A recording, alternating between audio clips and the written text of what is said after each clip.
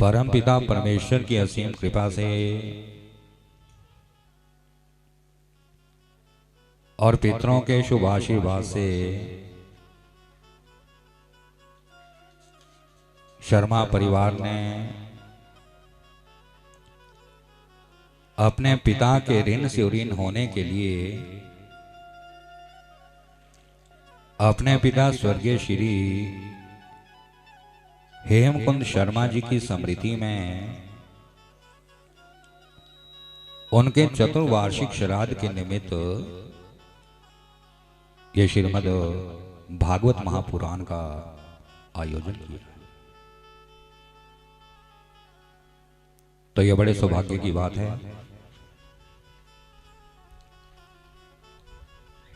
क्योंकि आप जानते हैं कि जब तक भगवान की कृपा और पितरों का आशीर्वाद मनुष्य के ऊपर नहीं होता है, तब तक मनुष्य के हाथों से कभी भी ऐसे सत्कर्म नहीं होते। तो ये तो आशीर्वाद इन्हीं के पिताजी का है, जो आज हम और आप सभी यहां बैठकर भगवान की कथा का श्रवण कर रहे हैं। और जहां पर भी श्रीमद् भागवत महापुराण की कथा होती है, वहां पर महाराज सभी तीर्थ विद्यमान हुआ करते हैं।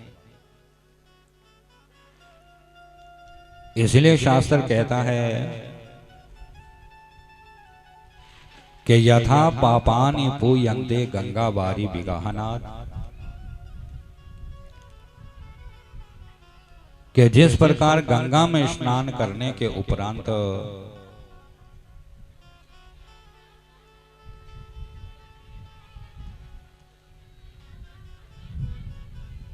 मनुष्य के समस्त पाप हमेशा को नष्ट हो जाते हैं, तथा पुराण श्रवणा दुरितानम च विनाशनम, उसी प्रकार पुराणों की कथा सुनने से भी घर में बैठे बैठे मनुष्य के समस्त पाप अवश्य नष्ट होते हैं, यदि मनुष्य सच्चे मन से प्रभु के चरणों में ध्यान लगाकर कथा को सुने।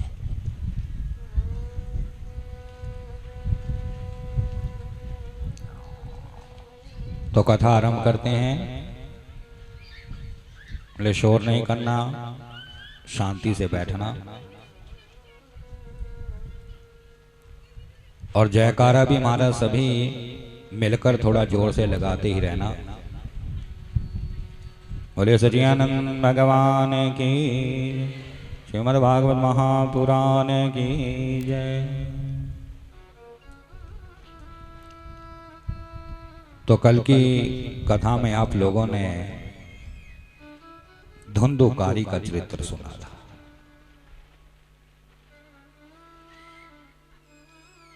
कितना पापी था वो धुंधुकारी,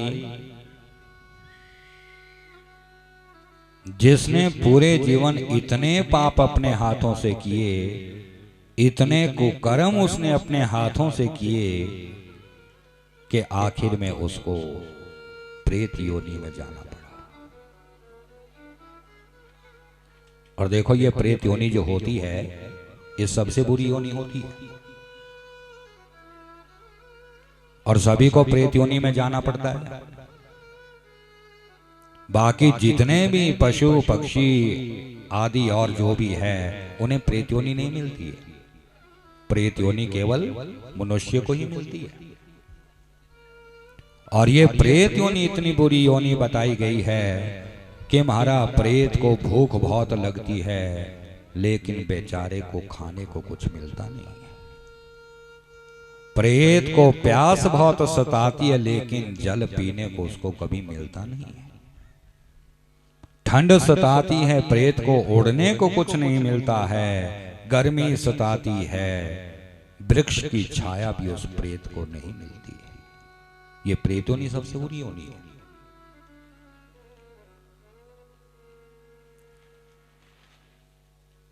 और कहते हैं जब कोई पापी प्राण छोड़ता है,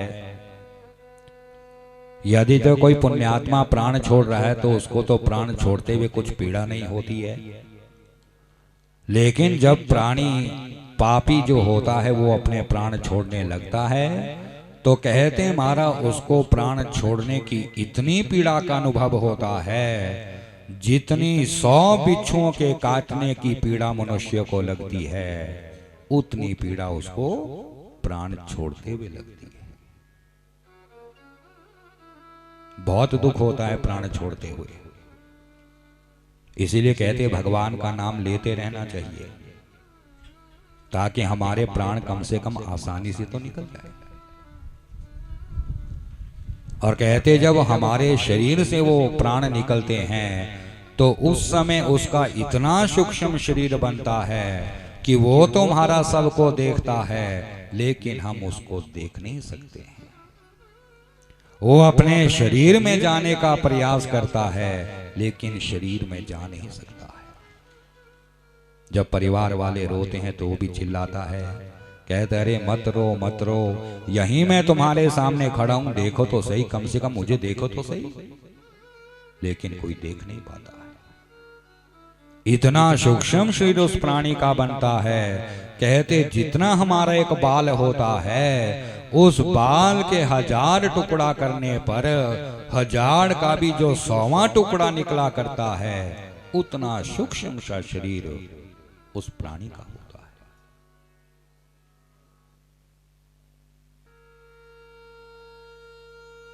और देखो हमारे शरीर की विडंबना कितनी बड़ी है। जब तक मनुष्य जीवित है तब तक उसका नाम है,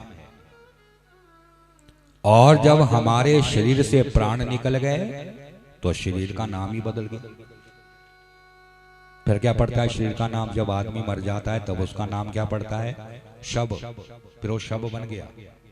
और ये सबको बनना पड़ेगा, किसी एक की बात नहीं है, हम सभी की बात है। जब तक तो हमारे प्राण चल रहे हैं, हमारे शरीर में प्राण है, तब तक तो हमारा नाम चल रहा है। लेकिन जब प्राण शरीर से निकल गए तो शरीर का नाम बदल गया, शरीर का नाम शव पड़ गया।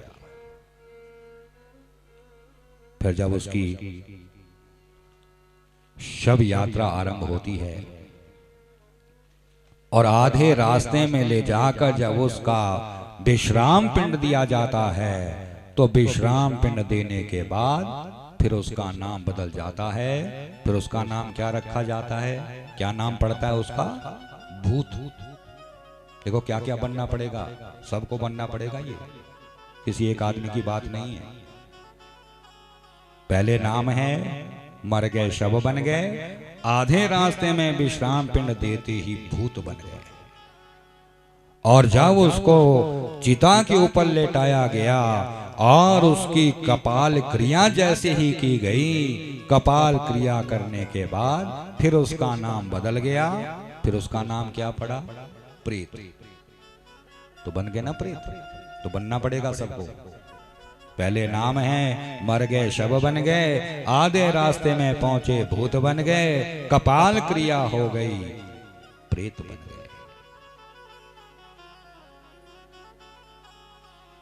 फिर उसका अंतिम संस्कार किया गया।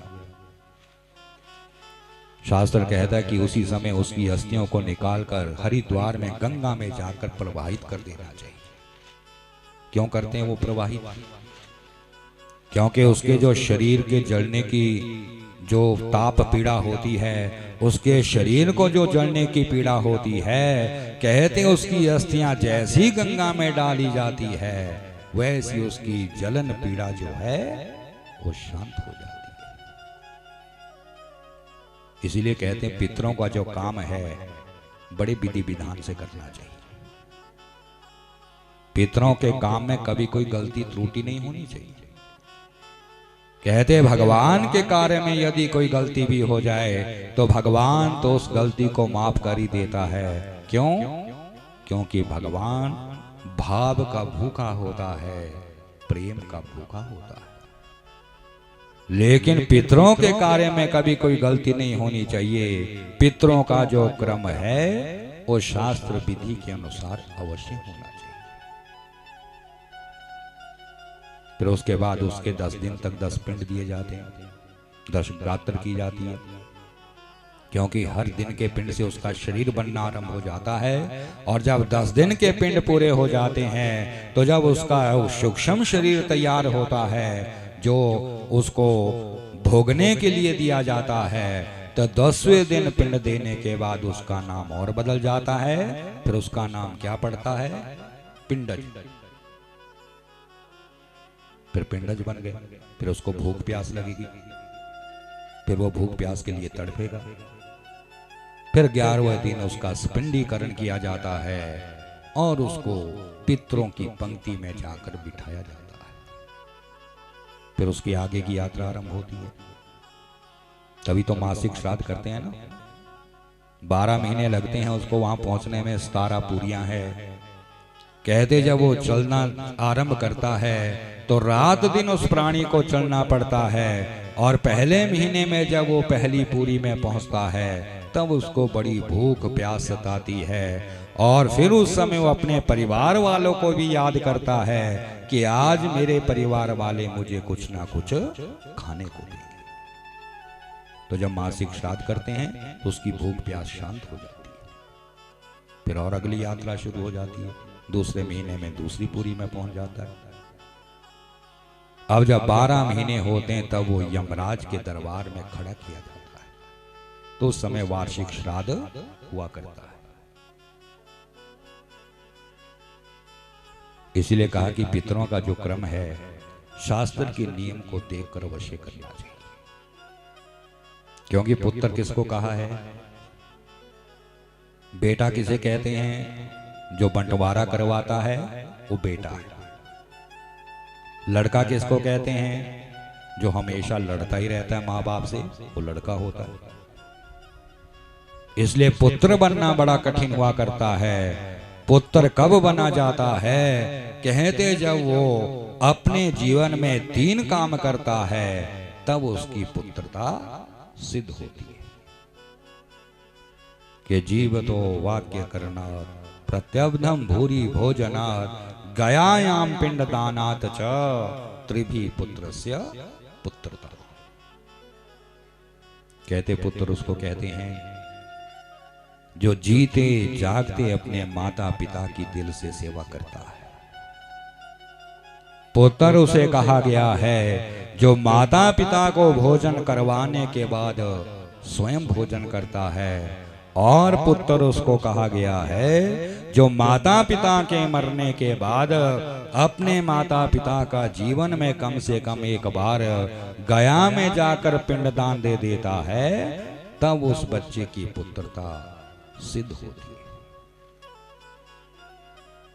इसीलिए कहते जब भी जीवन में समय मिले तो गया में जाकर अपने पितरों के नाम के पिंडदान अवश्य मनुष्य को करने चाहिए। कहते जो गया में जाकर अपने पितरों का पिंड दान करता है उसकी 7 पीढ़ियां अगली भी तर जाती है और 7 पीढ़ियां उसकी पिछली भी तर जाती है। अवश्य करना चाहिए गया में जाकर पिंडदान। और हो रहा है आज के समय में तो बड़ी सुविधा है। आज तो हर महीने तीर्थ यात्रा चल रही है, लोग जा रहे हैं गया में जाकर पिंड भी कर रहे हैं। लेकिन जो बसों में गया क्षेत्र कर रहे हैं वो बस वाले कभी पिंडदान पूरा कर ही नहीं सकते, क्योंकि जो बस में तीर्थ यात्रा कर रहे हैं वो लोग गया में ज्यादा से ज्यादा 3 दिन रुकेंगे, 5 दिन रुकेंगे, इससे ज्यादा तो कोई रुकता नहीं। लेकिन असली गया जो होती है, असली गया 45 दिन की होती है, क्योंकि वहां पर 45 वेदियां बनी हुई है और प्रतिदिन एक एक वेदी पर बैठकर पितरों के नाम के पिंडदान करने पड़ते हैं। तो जब 45 दिन बैठकर कोई वहां पर गया करता है तब उसकी गया पूरी हो सकती है। लेकिन कहते यदि कोई 45 दिन ना बैठ सके तो कम से कम उसको एक पक्ष वहां लगाना चाहिए, कम से कम 15 दिन वहां पर बैठकर पिंडदान करने चाहिए। क्योंकि यदि कोई 15 दिन वहां बैठकर पिंडदान करेगा तो प्रतिदिन 3-3 वेदियों पे पिंड करता जाएगा। तो जब प्रतिदिन 3-3 वेदियों में वो पिंड करता जाएगा तो 15 दिन में उसकी 45 वेदियां पूरी हो जाएगी। 15 दिन से पहले तो स्वप्न में कभी भी गया क्षेत्र नहीं कर सकता कोई। तभी कहा कि बगार का काम नहीं करना चाहिए। यदि कार्य करो तो शास्त्र के नियम के अनुसार करो, नहीं तो उस कार्य को करना ही नहीं चाहिए। और जब गया में पिंड देने के बाद अपने घर में आते हैं तो घर में आकर भी महाराज पितरों के नाम के श्राद्ध और पिंडदान अवश्य करने चाहिए। पिंडदान कभी नहीं छोड़ना चाहिए, क्योंकि आज लोगों ने घर में पिंडदान करनी बंद कर दिए। जिन्होंने तो गया में पिंड दिए वो तो बिल्कुल ही पिंडदान नहीं करते। जब उनको पूछा जाता है कि भैया तुम्हारे पिता का श्राद्ध आया है तो पिंडदान क्यों नहीं कर रहे हैं, तो कहते पंडित जी हम तो गया क्षेत्र में पिंड देकर आ गए। अच्छा तो क्या हो गया, तो कहते महाराज वहां के पंडे लोगों ने ये कहा है कि अब तुम्हारे पितरों को मोक्ष मिल चुका है, अब दोबारा घर में पिंडदान मत करना, नहीं तो तुम्हारे पितरों को तो दोबारा आना पड़ेगा। देखो कैसी उल्टी शिक्षा दे रहे हैं। तभी तो पितृदोष लग रहे हैं लोगों को आज के समय में। पढ़ा लिखा समाज है आज का, शिक्षित समाज है।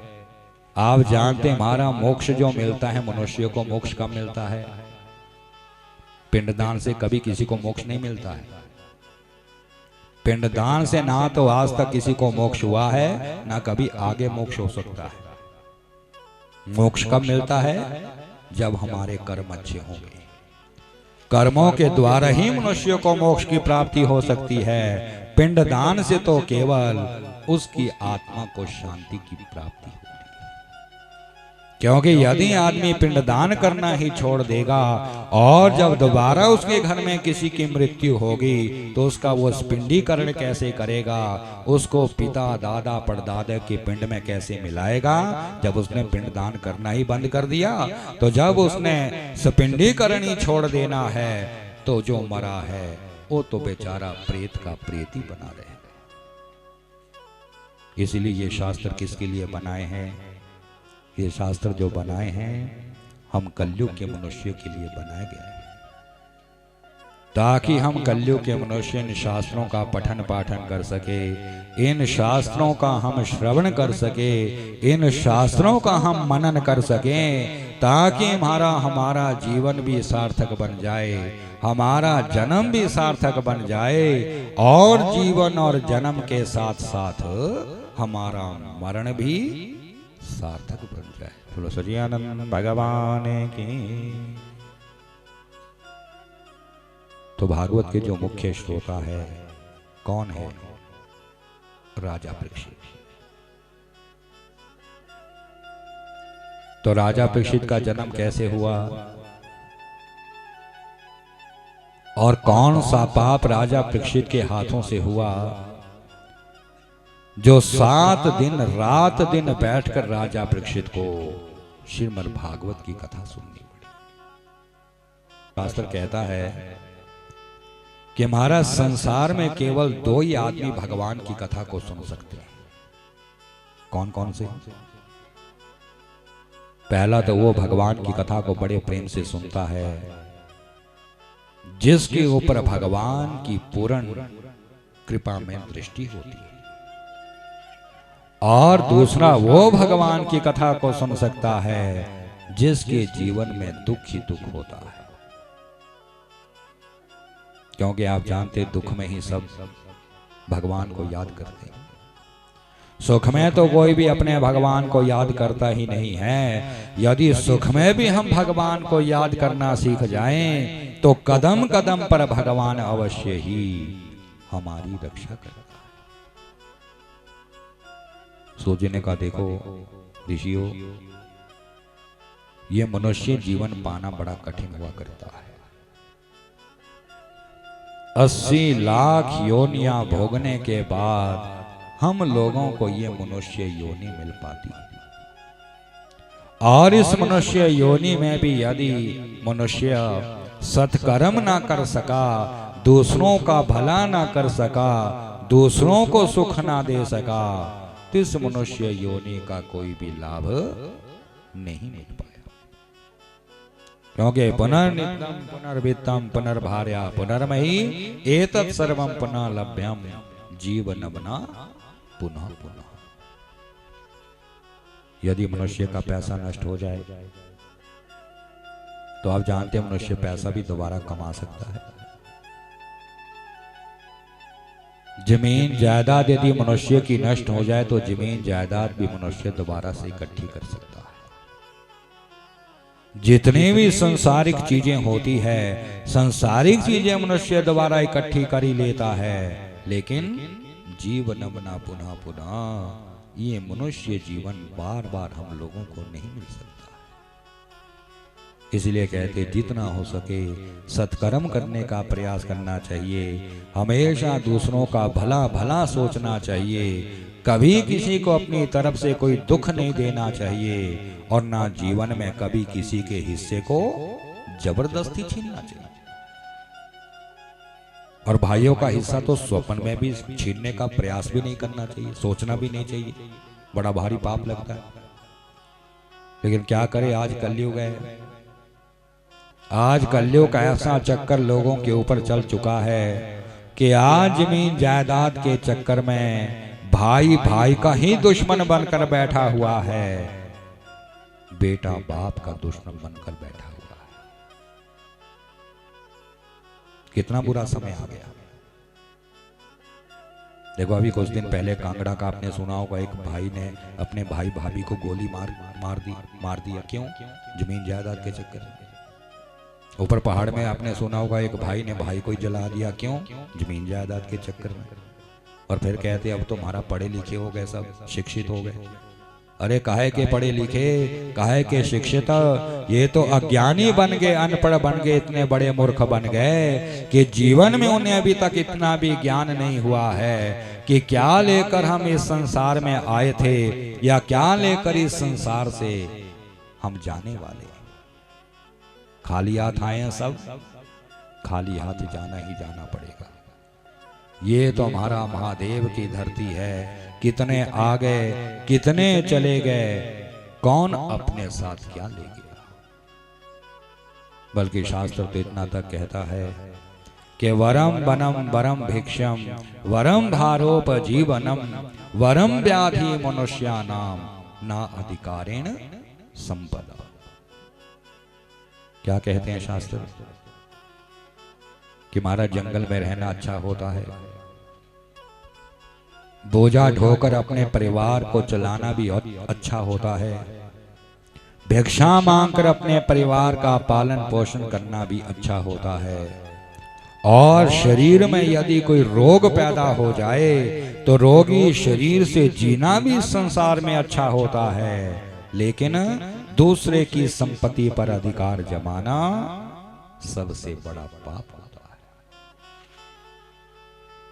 जिसने भी दूसरों की संपत्ति को छीना है, एक पीढ़ी में उसका वंश हमेशा के लिए नष्ट हुआ है। द्वापर युग में भी तो ऐसा ही हुआ था, क्योंकि देखो झगड़े होते तो तीन बातों को लेकर ही तो झगड़े होते हैं। या तो धन के लिए मनुष्य लड़ता है, या जमीन जायदाद के लिए उसके झगड़े होते हैं, या स्त्री के लिए उसके झगड़े होते हैं। और द्वापर युग में तीनों बातें हुई। वो आप जानते हैं जिस समय कौरवों और पांडवों का आपसी संघर्ष चल रहा था तो कौरवों ने महाराज शकुनी की सहायता से पांडवों को जुए में हरा दिया था।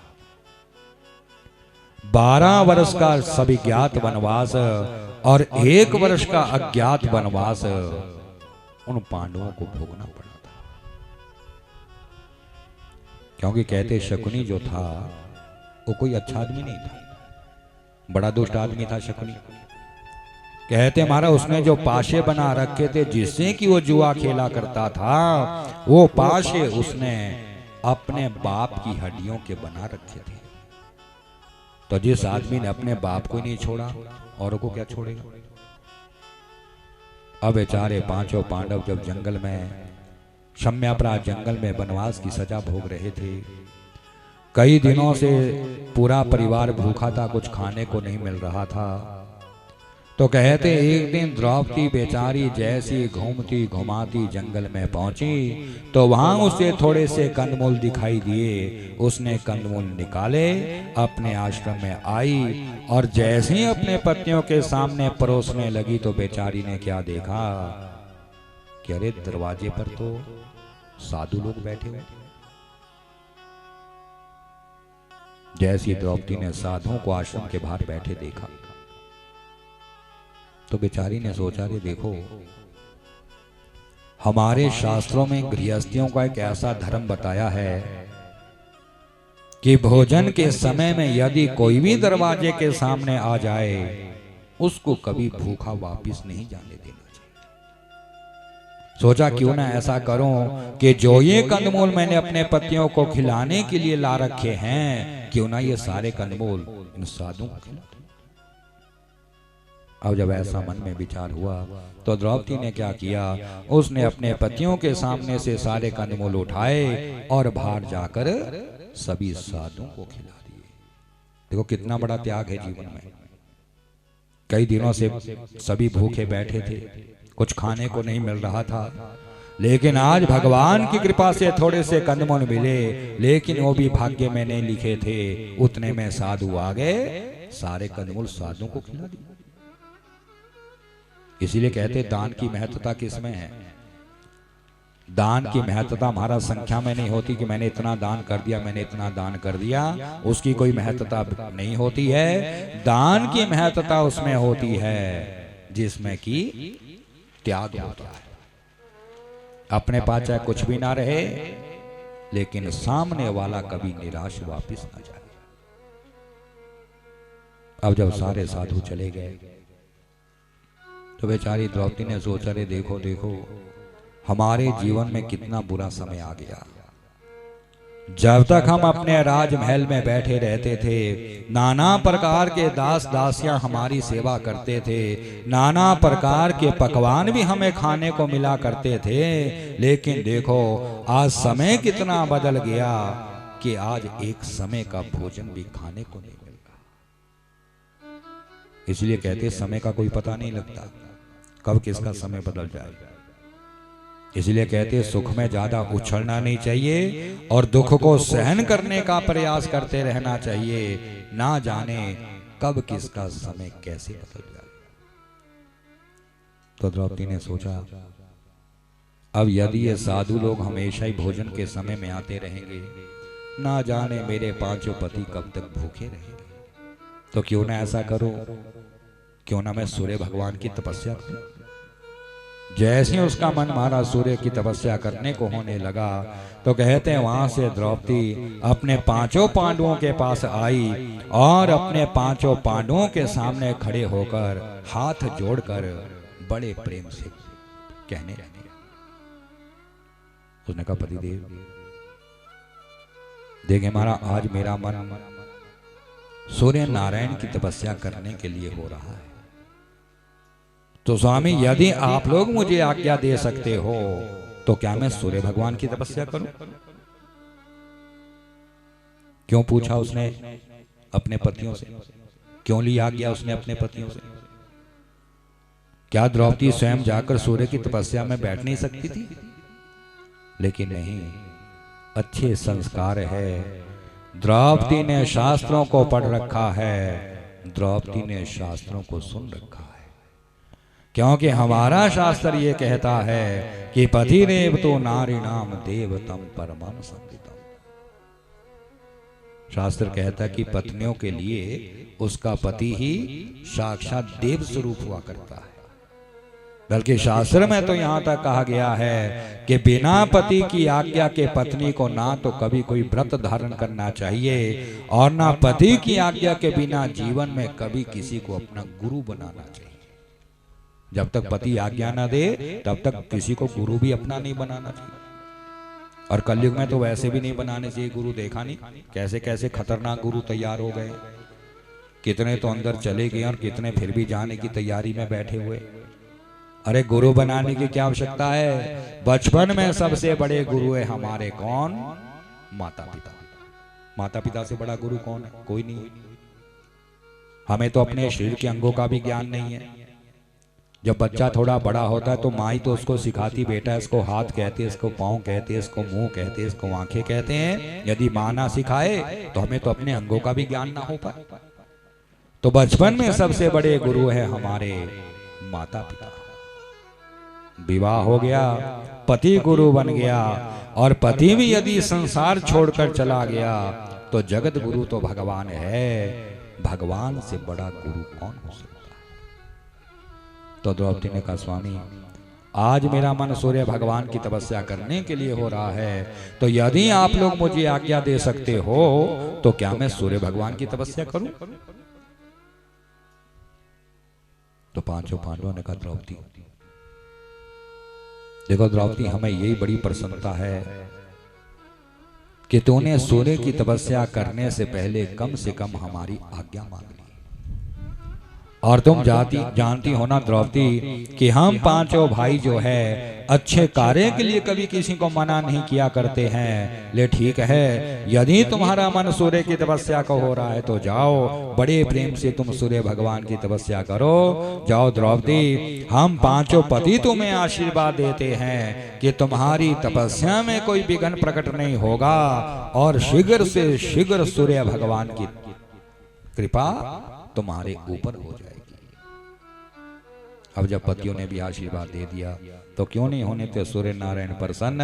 कहते जैसे महाराज द्रौपदी सूर्य भगवान की तपस्या में बैठी, थोड़े ही दिनों में सूर्य नारायण प्रसन्न हुए और प्रसन्न होकर द्रौपदी के सामने प्रकट हो गए। बोलो सूर्य नारायण भगवान की। आते सूर्य नारायण ने कहा, द्रौपदी क्या चाहती हो? तो उसने कहा, प्रभु आप तो कर्म साक्षी देखते हो, आप तो सभी के कर्मों को देखते रहते हो।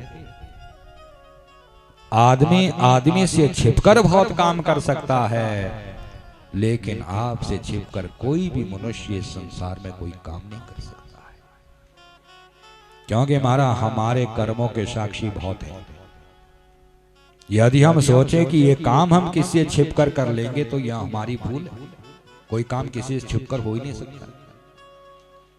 देखो कहते एक बार द्रोणाचार्य ने दो पक्षियों को पकड़ा और दो पक्षियों को पकड़कर क्या किया कि एक पक्षी युधिष्ठिर के हाथ में दिया और दूसरा पक्षी दुर्योधन के हाथ में दिया और दोनों से कहा, हे मेरे प्यारे शिष्यों, ऐसा करो कि तुम दोनों इस पक्षियों को यहां से जंगल में ले जाओ और जंगल में ले जाकर ऐसी जगह में जाकर इनको मारना जहां पर तुमको कोई देख ना पाए। दोनों शिष्य निकल। अब युधिष्ठिर तो हमारा भटकता रहा, सुबह से शाम सारे जंगलों में भटकता रहा, उसको कोई स्थान ही नहीं मिला कि मारूं तो कहां मारूं इसको।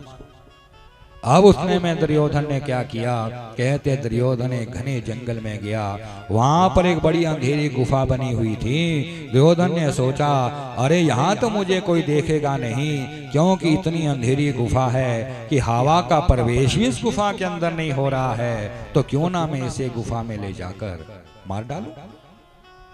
तो वहां से दुर्योधन गुफा में गया और अंदर जाकर मारा, उसने उस पक्षी को मार दिया।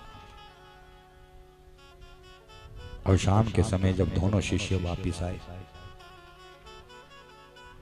तो द्रोणाचार्य ने कहा, दुर्योधन मार दिया पक्षी? हाँ गुरुजी मार दिया। किसी ने देखा तो नहीं? अरे गुरुजी कौन देखता, ऐसी अंधेरी गुफा में मैं इसको ले गया जहां पर हवा का भी प्रवेश नहीं हो सकता था, वहां किसने देखना था मुझको? अच्छा फिर कहा, युधिष्ठिर तूने क्यों नहीं मारा इस पक्षी को? युधिष्ठिर ने कहा, गुरुजी कहां मारता? गुरुजी जहां पर भी मैं इस पक्षी को मारने की बात सोचता वहीं मुझे कुछ ऐसा लगता कि कोई ना कोई मुझको देख रहा है, क्योंकि गुरुजी हमारे कर्मों के साक्षी बहुत है। देखो कौन कौन हमारे कर्मों को देखते रहते हैं कि आदित्य चंद्र अनन अलिनो देवभूमि आपो हृदयम यमश्च अहश्च रात्रिश्च उभयच संधे धर्मश्च जानाति नरस्य प्रीतम। कौन कौन देखते हैं हमारे कर्मों को? यदि हम दिन में सोचें कि ये काम हम किससे छिपकर कर लेंगे, तो दिन में कौन हमारे कर्मों को देख रहा है? सूर्य भगवान। ये भी तो सबके कर्मों को देख रहे हैं ना। फिर कोई सोचे कि चलो जब सूर्य अस्त होगा तो रात को ही कुछ कर लेंगे, तो रात को कौन देखता है हमारे कर्मों को? चंद्रमा। ये भी तो सब कर्मों को देख रहा है। कोई सोचे कि चलो जब सूर्य भी नहीं होगा, चंद्रमा भी नहीं होगा, अमावस्या की रात होगी तभी हम कुछ कर लेंगे, तो उस समय कौन देखता है हमारे कर्मों को? आकाश। आकाश भी तो कर्मों का साक्षी है। कोई सोचे कि जहां आकाश नहीं होगा वहीं पे कुछ कर लेंगे, तो पृथ्वी हमारे कर्मों की साक्षी है। दिन रात हमारे कर्मों के साक्षी है। हमारा हृदय हमारे कर्मों का साक्षी है। हमारी इंद्रियां हमारे कर्मों की साक्षी है। और सबसे बड़ा साक्षी कौन? हमारी छाया। ये छाया तो सबके साथ रहती है ना, ये तो एक क्षण भी किसी का पीछा नहीं छोड़ती है। यही तो असली चित्रगुप्त हम लोगों के पीछे लगा हुआ है। यही हमारी छाया सबसे बड़ा चित्रगुप्त बैठा हुआ है। ये सारे हमारे अच्छे कर्मों का लेखा जोखा देख रहा है। इसलिए कहते कोई भी कर्म कभी किससे छिपकर हो ही नहीं सकता है।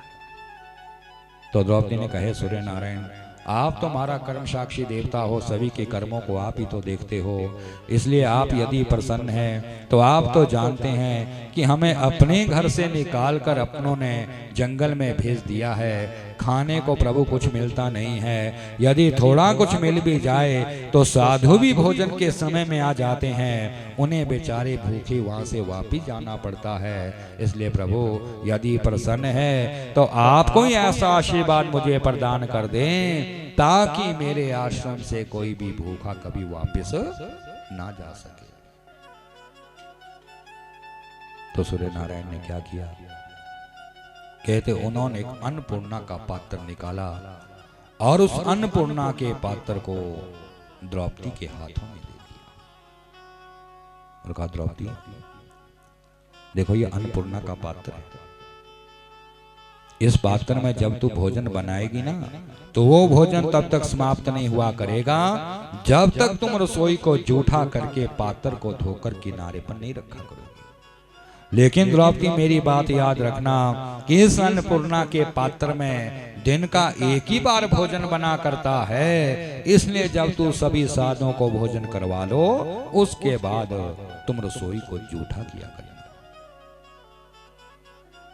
अब ऐसा आशीर्वाद लेकर जब द्रौपदी महाराज अपने आश्रम में आई तो कहते आश्रम में आकर उसने उस पात्र में नाना प्रकार के पकवान बनाकर तैयार किए और फिर भीमसेन से कहा कि देखिए स्वामी, आज सूर्य नारायण की कृपा से जो मुझे अन्नपूर्णा का पात्र मिला है, इस पात्र में मैंने आज नाना प्रकार के पकवान बनाकर तैयार किए हैं। इसलिए आप ऐसा करें कि जंगल में जाएं और जितने भी भूखे साधु दिखाई दे उनसे कह दें कि पांडवों की रसोई तैयार हो चुकी है, सभी भोजन करने को आ जाओ। अब तुम्हारा बड़ा वहां पर साधु लोग आने लगे। प्रतिदिन अन्न का दान पांडव जंगल में बैठकर करने लगे। इतना अन्न का दान उन्होंने जंगल में बैठकर किया कि चारों दिशाओं में पांडवों की जय जयकार होने लगी।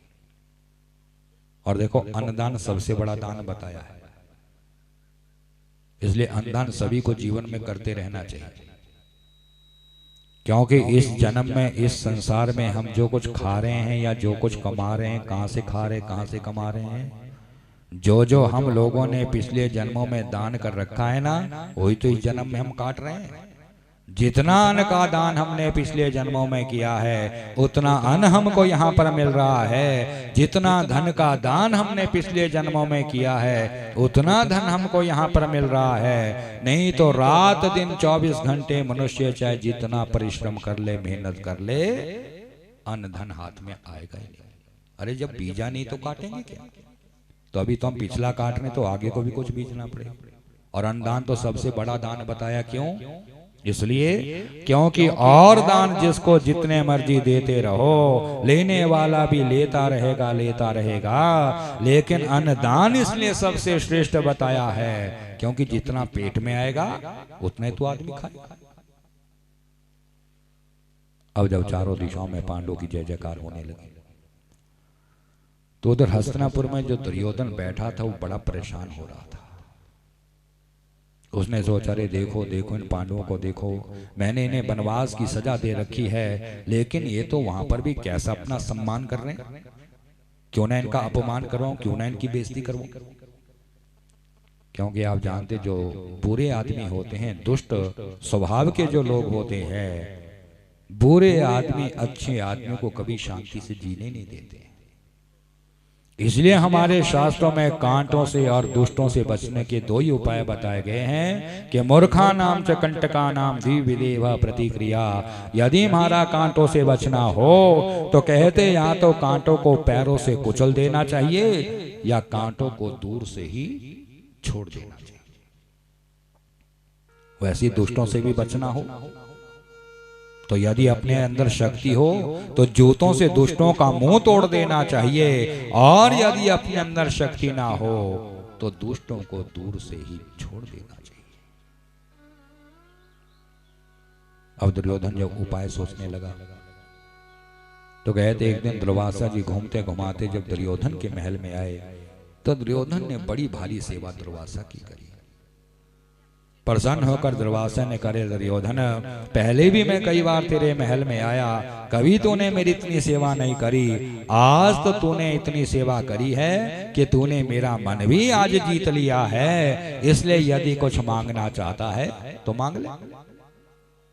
तो उसने कहा, दुर्वासा जी यदि प्रसन्न मुझे देना चाहते हो तो प्रभु मैं केवल आपसे इतना चाहता हूं कि आप अपने 18,000 शिष्यों को साथ लेकर ऐसे समय में पांडवों के आश्रम में जाना जब द्रौपदी रसोई को जूठा करके पात्र को धोकर आराम कर रही होगी। तो जब आप 18,000 ऋषि पांडवों से भोजन मांगोगे तो पांचों पांडव आप लोगों को भोजन करवा नहीं पाएंगे। तो दुर्वासा जी आप मेरे लिए ऐसा करना कि आप उन पांचों पांडवों को ऐसा शाप दे देना जिससे पांचों पांडव हमेशा के लिए नरक में चले जाएंगे। दुर्वासा ने करे, दुर्योधन कितना दुष्ट है तू, बहाने से तूने क्या मांग लिया मुझसे? अरे वो बेचारे पांचों पांडव जंगल में रहकर तेरा क्या बिगाड़ रहे हैं? लेकिन चल अब मैंने तुझे वचन दिया है तो मैं कोई ना कोई उपाय अवश्य करूंगा। सोचने का ऋषियों देखते रहना, भगवान के जो भक्त होते हैं, सच्चे भक्त जो भगवान के होते हैं, उनके जीवन में नाना प्रकार के दुख आते ही रहते हैं, क्योंकि भगवान भी तो परीक्षा करते हैं भक्तों की। अब एक दिन दुर्वासा ने क्या किया कि मारा उसने 18,000 ऋषियों को तैयार किया और ऐसी समय में द्रौपदी के आश्रम में पहुंच गए जब बेचारी द्रौपदी पात्र को धोकर आराम कर रही थी। जैसी द्रौपदी की नजर उन ऋषियों के ऊपर गई, बेचारी घबरा गई,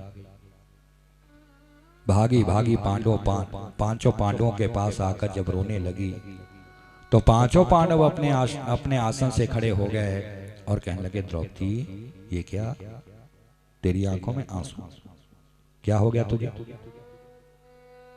तू जानती है ना द्रौपदी कि तेरे 5 पति हमेशा तेरे साथ बैठे रहते हैं और हम पांचों पति तुम्हारी आंखों में कभी आंसू को सहन नहीं कर सकते हैं, हम तुझे कभी दुखी नहीं देख सकते हैं। बताओ बताओ द्रौपदी, यदि किसी ने तुम्हें कोई बुरी बात कह दी तो हमें बताओ, यदि वो पाताल में भी छिपा होगा तो हम वहां से भी उसे निकाल कर तेरे चरणों में अवश्य फेंक देंगे, इसलिए हम तुझे रोता हुआ नहीं दिख सकते। क्या हुआ तुझे?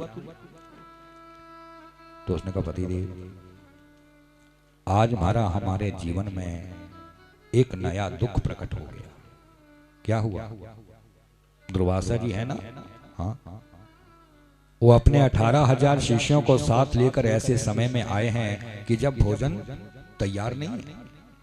और स्वामी आप जानते हो कि उस अन्नपूर्णा के पात्र को यही वरदान मिला हुआ है कि उस पात्र में दिन का एक ही बार भोजन बना करता है। अब इन 18,000 ऋषियों को भोजन कहां से खिलाना है?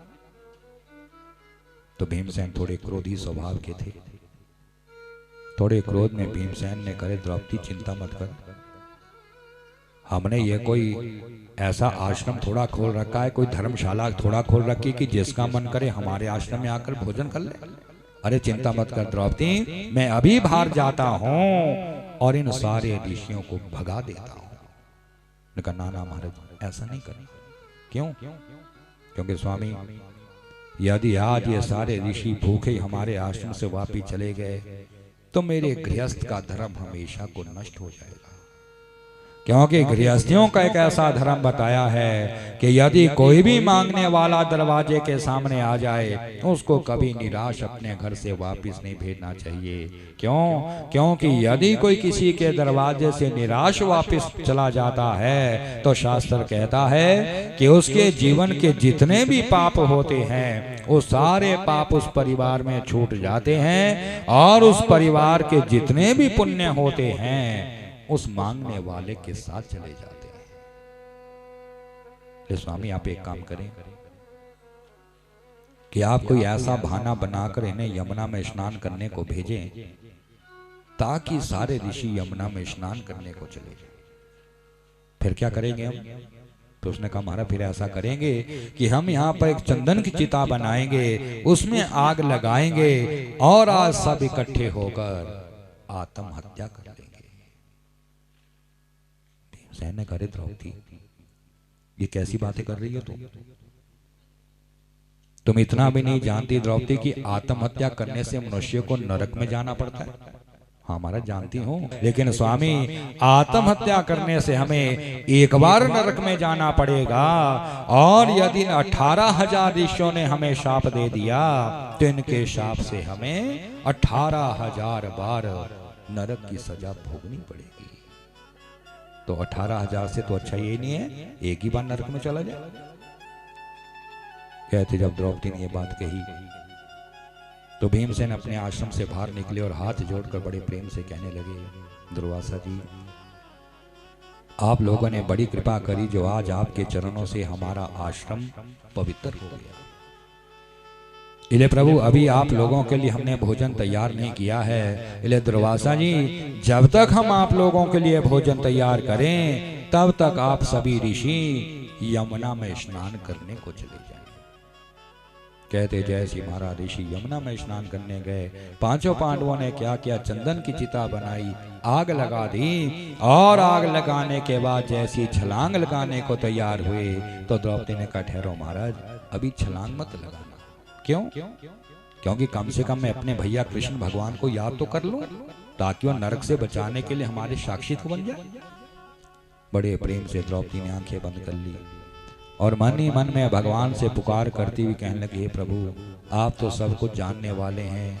देखो प्रभु कितना बुरा समय हमारे जीवन में आ गया कि हमें अपनों नहीं अपने घर से निकाल कर यहाँ जंगल में फेंक दिया और प्रभु आज दुख के आने के कारण हम आत्महत्या करने को भी तैयार हो चुके हैं। इसलिए यदि हम आत्महत्या करने से नरक में जाएंगे तो नरक से बचाने के लिए आप हमारे साक्षी बन जाना।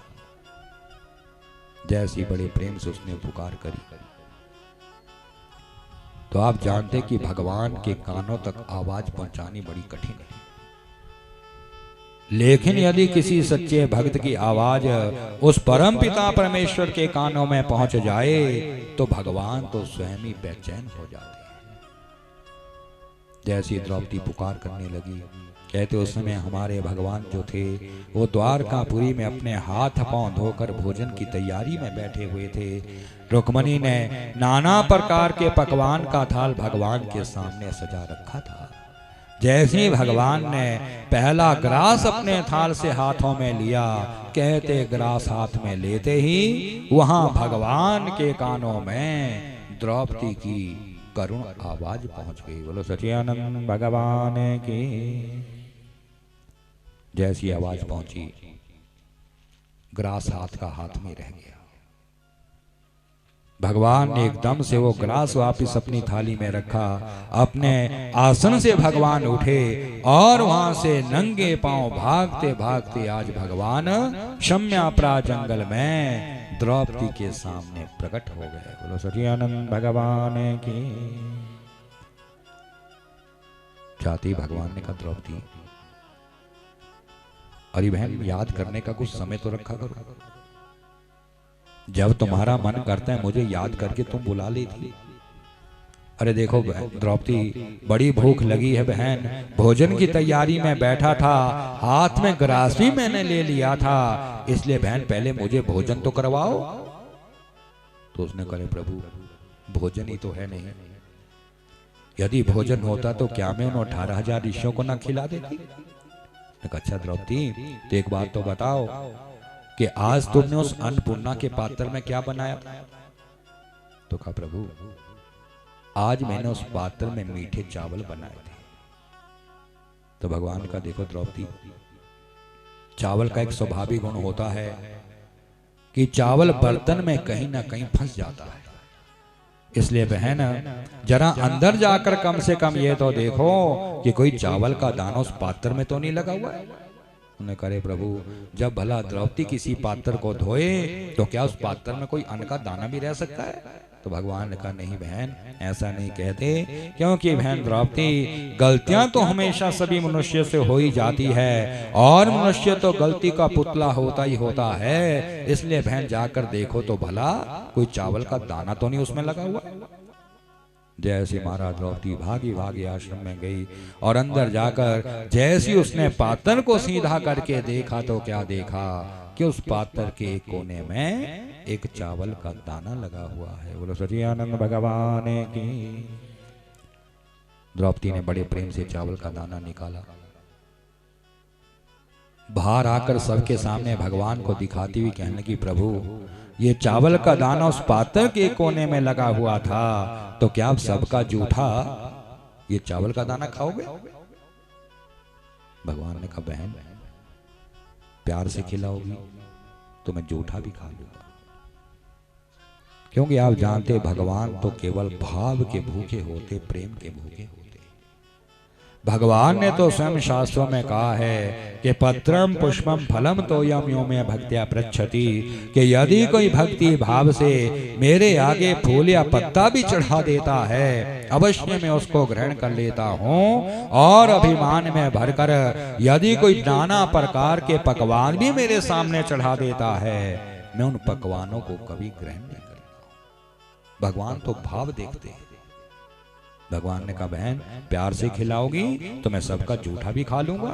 अब कहते हैं जैसी द्रौपदी ने वो चावल का दाना भगवान के हाथ में दिया और भगवान ने जैसे ही वो चावल का दाना खाया वैसे हमारे भगवान तृप्त हो गए।